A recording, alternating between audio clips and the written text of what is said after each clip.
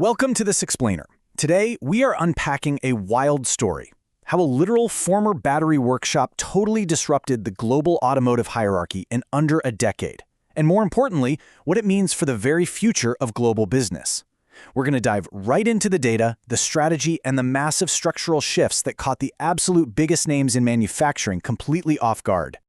Okay, let's start by looking at this staggering reality. For about a century, right, the global car industry was firmly dominated by three regions: Germany, Japan, and the United States. Titans like Toyota, Volkswagen, and Ford were the undisputed kings of the road. But suddenly, we're looking at historic, catastrophic losses. Take Stellantis, for example, recently posting a devastating $26 billion hit. That's the worst in its history.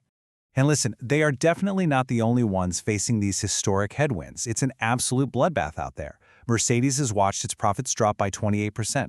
Volkswagen, they just announced 50,000 job cuts. And Porsche literally lost a jaw-dropping 92% of its bottom line in a single year. These legacy automakers are just bleeding in their core markets. So what exactly is driving this massive shift? Well, behind almost every single one of these blows to the legacy automakers, one primary competitor just keeps appearing: BYD, a company that, get this, until 2003 was producing nothing but simple batteries. And they aren't just winning at home in China either. They're planting flags everywhere. In Southeast Asia, they seized 40% of Thailand's EV market in just 18 months. Over in Brazil, they took a staggering 72% of the EV market in a single year. They even moved into a factory right on the site of an abandoned Ford plant. Talk about a symbolic takeover, right? To really understand how this happened, we have to look at the official story of their founder, Wang Chuanfu. Back in 1995, he was just an engineer who borrowed $40,000 to start a battery workshop in Shenzhen. By 2003, BYD was the world's biggest battery maker. And that same year, he did something that shocked everybody. He bought a bankrupt car factory. His investors panicked. Elon Musk famously laughed at him on American television, but Wang believed the future of the car wasn't the engine. He knew it was the battery.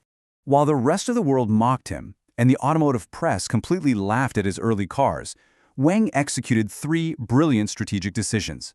Over 15 years, these three specific steps quietly changed everything and built what many now consider the ultimate automotive machine. Let's look at exactly what these were. Their first major move: radical vertical integration.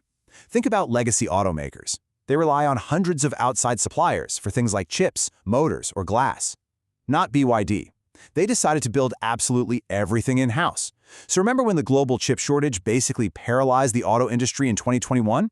BYD simply turned up the dial on its own internal chip factories and kept right on delivering. They effectively made themselves immune to global supply chain crises. Second, instead of purely chasing pure electric vehicles like all of Silicon Valley was evangelizing at the time, they placed a massive bet on what seemed like the boring option: plug-in hybrids. But this was brilliant. It perfectly targeted hundreds of millions of Chinese consumers who just didn't have access to charging stations outside of the big cities. That unlocked a market of 500 million people that Tesla couldn't even touch, giving BYD absolutely massive economies of scale. Finally, the trap snapped shut in 2020 with the release of the Blade battery. BYD used a lithium iron phosphate chemistry that was cheaper, lasted longer, and was just incredibly safe. Like, it wouldn't even catch fire if you drove a literal nail through it. It was so good that 4 years later, Tesla, the exact same company whose CEO laughed at BYD, actually started buying these batteries for their own cars. You read the Harvard case studies in the big business magazines, and it looks like pure, unadulterated genius. A perfect storm of vertical integration, a bold hybrid strategy, and a breakthrough battery.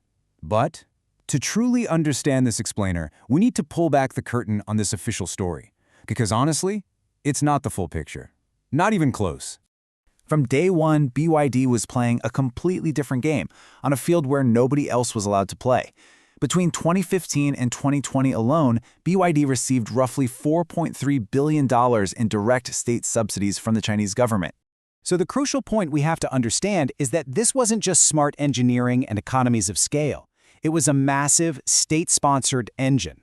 Beijing provided free land for factories, zero-interest loans from state-owned banks, massive R&D tax breaks, guaranteed public contracts for things like city buses, and direct buyer subsidies. That basically meant every BYD sold in China came pre-discounted by the state. To put that financial advantage into perspective, just look at the year 2016. In that year, the state subsidies BYD collected were actually higher than the company's entire net profit. Let that sink in. Without the Chinese government writing checks, BYD wouldn't have made a dime that year. They would have been actively losing money. This is exactly how they could afford to sell below cost for years and still post a profit. The reality that competitors are finally waking up to is that BYD isn't just a clever standalone company. It is an instrument of a national industrial strategy. A decade ago, Xi Jinping laid out Made in China 2025, openly naming the automotive sector as one of 10 industries China fully intended to dominate globally.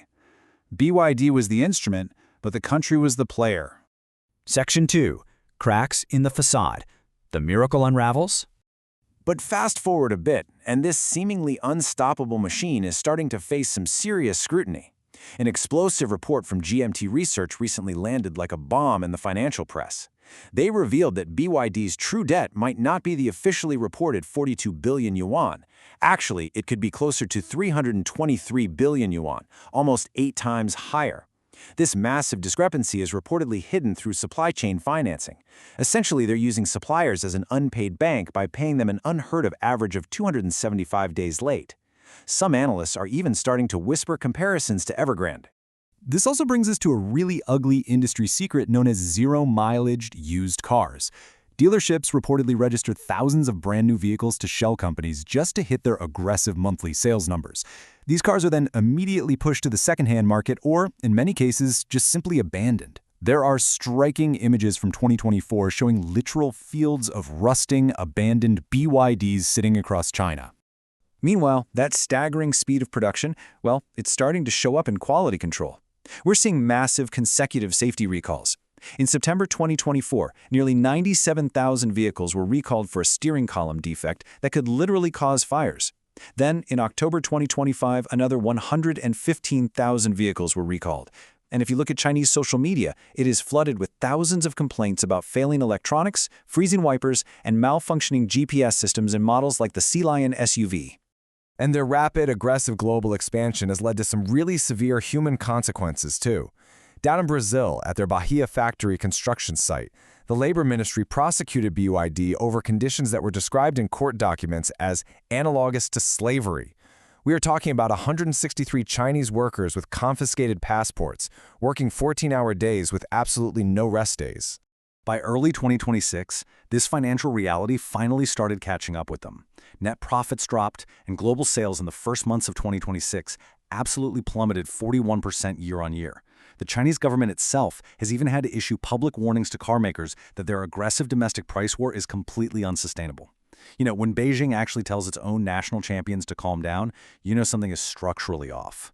Now, whether BYD collapses under the weight of this hidden debt or survives to become the Toyota of the 21st century, it almost doesn't matter. The real warning for all of us is that Beijing is already running this exact same playbook again. China's 15th five-year plan explicitly names half a dozen other industries the country intends to dominate globally using this exact same model. The global business landscape has permanently shifted. The people playing the game best right now, they aren't sitting in Detroit or Stuttgart. They are in Shenzhen and Hangzhou, and they are playing by an entirely different set of rules. If you think the old rules of competition still apply, you are going to get blindsided. So, we have to ask, what sector is next?